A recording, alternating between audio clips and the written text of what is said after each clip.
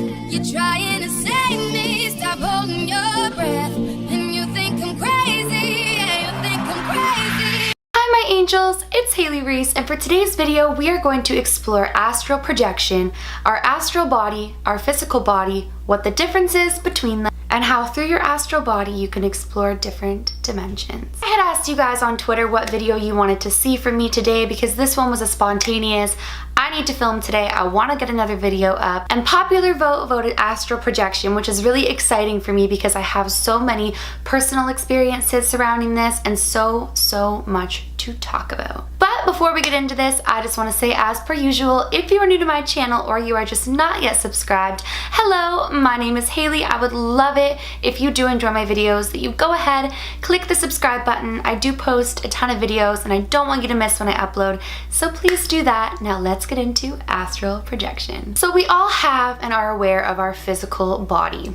obviously, but what not everyone is aware of is that we actually have an astral body. I actually refer to it as my soul even when I'm talking about things like this to people in my day-to-day life, but for the purpose of this video and the fact that we are talking about astral projection, I'll refer to it as an astral body.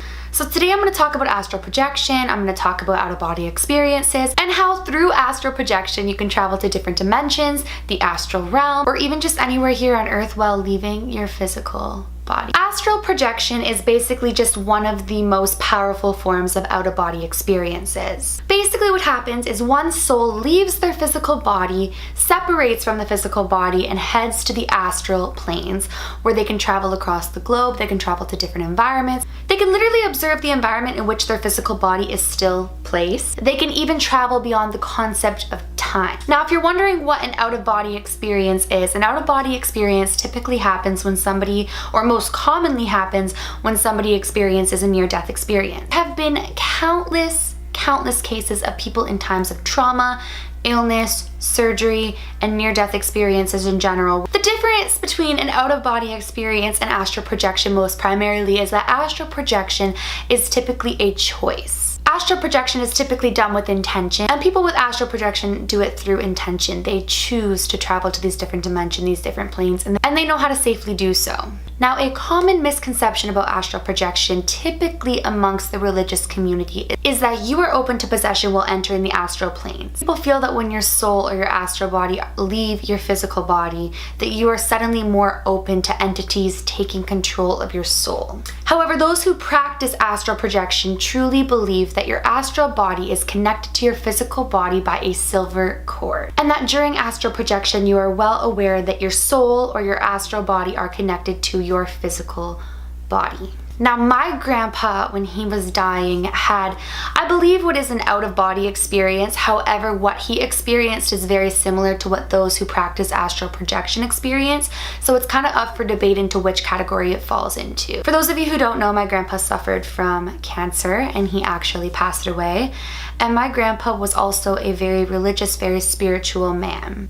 I mean, he's married to my grandma and you guys have met her, so he had to have some sort of a belief.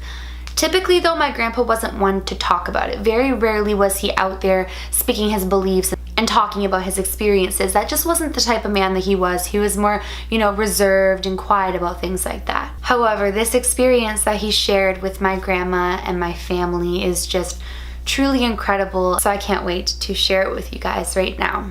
Basically, my grandpa was in the hospital and he was having surgery. And at this time, he was on so many medications. This was kind of nearing the end of the road for him. It wasn't quite the end. He still had time left, but it was nearing that spiral where he was just heading downhill towards what ultimately was the end of his life. So if any of you know anybody who's at that point with cancer, you know how the medication just kind of takes over, and the amount of medication that he was on had him in and out of consciousness quite often. So leading up to the surgery, he was really out of it. He wasn't really aware of where he was. I'm not even sure if he was really aware that he was at the hospital. So they wheel him in for surgery and everything goes well. My grandma's really nervous because this surgery was extremely risky, especially with the way that his vitals and levels were at this point in time. And when he's wheeled back out and regains his consciousness, he tells my grandma the most shocking thing. He proceeds to tell my grandma how while he was being operated on, he floated out of his body, he saw them operating on him, and he floated 4 floors. How he floated up, and how the roof of the hospital opened up and he floated up past the universe into the sky, up into the most beautiful, beautiful environment. And all that he saw around him was this big white light. He said he didn't hear anything, he didn't see anybody else, but all he felt was this sense of peace. And he felt this sense of serenity and love and purity. He said that it felt as though time stopped when he was in this beautiful white bright light, and that he felt like he was really with God. All of a sudden, he said that he felt it was his time to return back to Earth, so very, very slowly he floated back down through the universe, back down towards the hospital. The roof of the hospital opened back up for him again. He floated down the 4 floors. He saw them operating on him again, and he felt his soul go back into his body.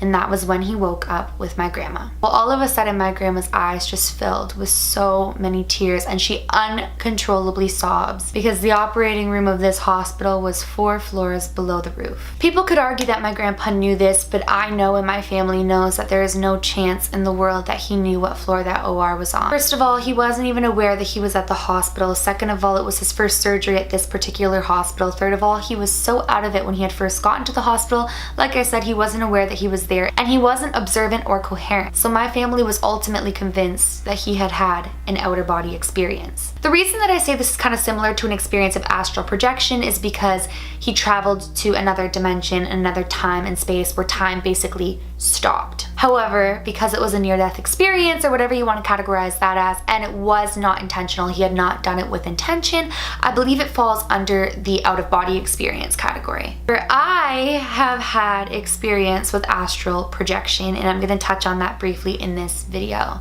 I can definitely do multiple story times on this because this was something that occurred so many times when I was a child. The very first time that I ever experienced like an out-of-body experience or an astral projection, I would have had to have been like maybe 8 years old. I can't specify, to be honest with you guys. I remember the memory, I don't remember the age. I just know that I was young, but I wasn't young.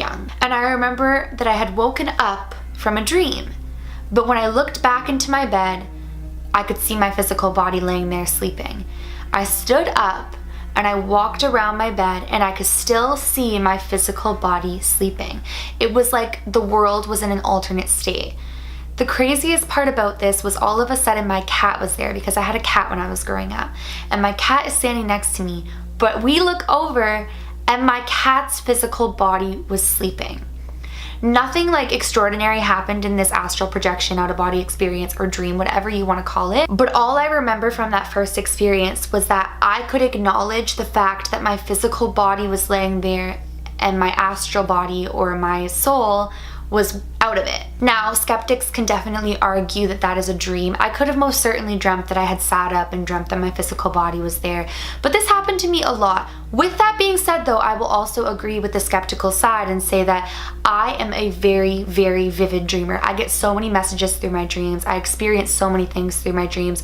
Dreaming to me is like my #1 communication with the spirit world and energies and all of that. So I don't know, you guys. I believe and I know that I definitely have out-of-body experiences, and I have quite a few times, but I have not learned how to astral project with intention. I actually looked into it just recently, and I thought that that would be a really cool thing to explore, but I haven't done astral projection with intention, and it's been a hot minute since I actually had that out-of-body experience. I think that a lot of people's biggest fears when it comes to out-of-body experiences and astral projection is that they will leave their physical body and not be able to find their way back to it. But if you do your research on it, they say that your soul and your astral body always knows where it belongs and will always find its way back, and there are many methods that people have developed that efficiently help them get back to their body the minute that they choose to do so. I've heard so many miracles when it comes to small children or even just people in general who have actually like went and met their angels, met their spirit guides, met their deceased loved ones through out-of-body experiences. Most primarily those though do have to do with comas or have to do with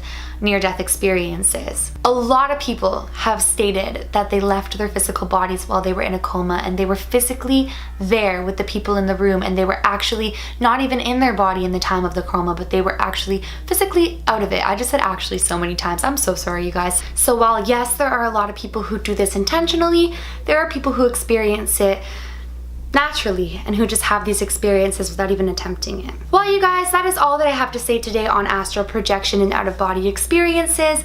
I hope that you guys enjoyed it. Please let me know in the comments below what you guys think of these theories. What do you think of my stories that have to do with it? I was just really excited to share this with you guys because this is something that really fascinates me and I've had firsthand experiences with. I encourage you guys, if you're interested in it, to look into people's out-of-body experiences and experiences with astral projection and just kind of explore the theory further if you're skeptical, or even if you do enjoy researching it. There is so much to learn about this subject, and I know that you guys will just dive head on into it. If you guys enjoyed today's video, please go ahead and click that subscribe button. I post a ton of videos and I don't want you to miss when I upload.